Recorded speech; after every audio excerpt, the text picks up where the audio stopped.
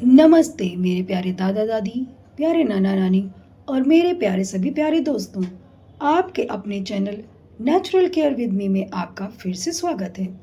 हमारी इस खास वीडियो सीरीज में पहले पार्ट में आप सबने जाना कि 50 या 60 की उम्र के बाद आखिर हाथ और पैर क्यों कांपने लगते हैं, नसों की कमजोरी और विटामिन B12 की कमी के कारण कैसे हमारे शरीर की बिजली लीक होने लगती है।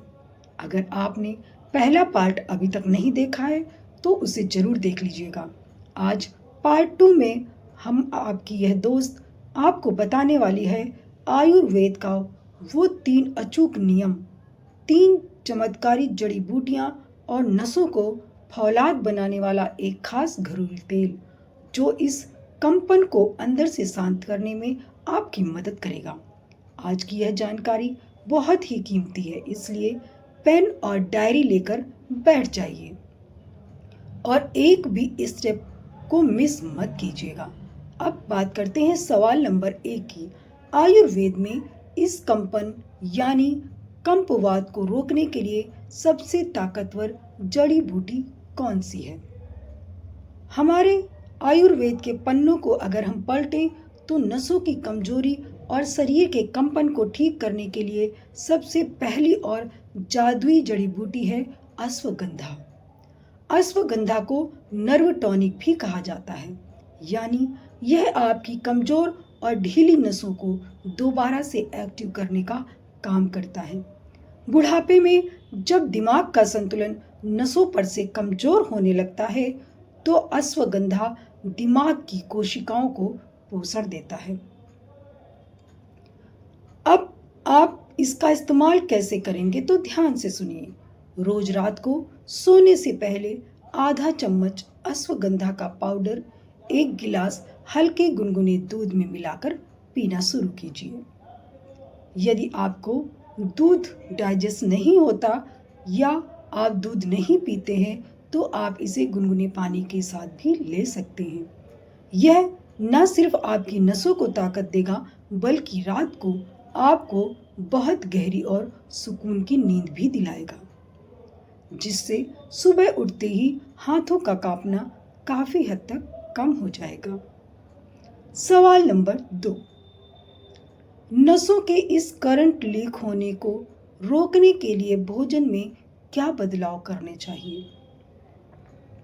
जैसा कि मैंने आप सभी को पार्ट 1 में बताया था कि नसों का कांपना विटामिन B12 की कमी का बहुत बड़ा संकेत है। शाकाहारी भोजन में विटामिन B12 बहुत कम पाया जाता है, इसलिए बुजुर्गों में इसकी कमी होना आम बात है। इसको पूरा करने के लिए आपको अपने डेली रूटीन में 2 चीजें शामिल करनी होंगी। पहला है सफेद तिल।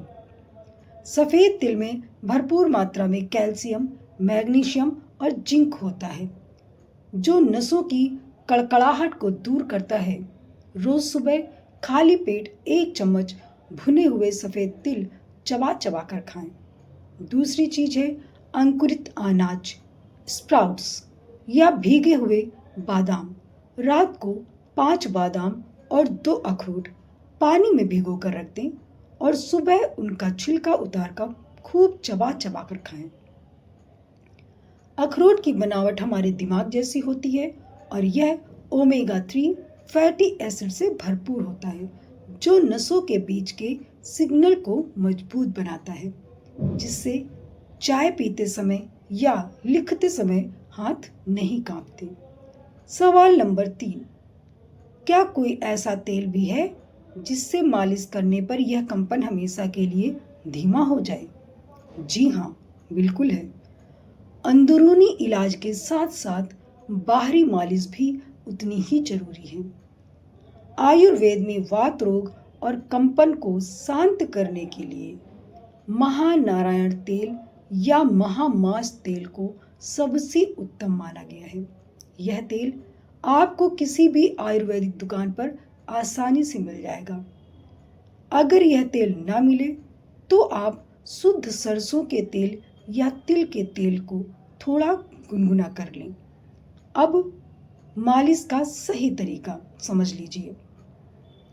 रात को सोने से पहले इस गुनगुने तेल से अपने दोनों हाथों की हथेलियों, उंगलियों और पैरों के तलवों की कम से कम 5 से 7 मिनट तक हल्के हाथों से मालिश करें। मालिश हमेशा नीचे से ऊपर की तरफ यानी उंगलियों से कुहनी की तरफ करें। इससे बंद नसों में ब्लड सर्कुलेशन तुरंत बढ़ जाता है और नसों का रूखापन खत्म होता है। सिर्फ 15 दिन लगातार यह मालिश करके देखिए, आपको आपके शरीर में संतुलन में खुद फर्क महसूस होने लगेगा। तो मेरे प्यारे दोस्तों, आज के इस दूसरे पार्ट में आप सभी लोगों ने जाना कि अश्वगंधा, सफ़ेद तिल, भीगे हुए मेवे और महानारायण तेल की मालिश से हम कांपते हुए हाथों को कैसे स्थिर कर सकते हैं। लेकिन क्या आप जानते हैं कि हमारे घर की रसोई में ही एक ऐसी जादुई थेरेपी और कुछ ऐसी आसान एक्सरसाइज छिपी हैं जिन्हें बिना 1 रुपया खर्च किए बिस्तर पर बैठकर भी किया जा सकता है और कंपन से हमेशा के लिए मुक्ति पाई जा सकती है। वह अचूक घरेलू थेरेपी हम जानेंगे इस सीरीज के आखिरी और सबसे महत्वपूर्ण पार्ट 3 में। उसे देखना बिल्कुल भी मत भूलिएगा। इस वीडियो को ज़्यादा से ज़्यादा लाइक करें और अपने व्हाट्सएप ग्रुप में बुजुर्गों के साथ शेयर करना अवश्य करें। अपने अनुभव मुझे कमेंट्स में बताएं। मिलते हैं अगले पार्ट में। तब तक के लिए आप सभी लोग मुस्कुराते रहिए, खुश रहिए।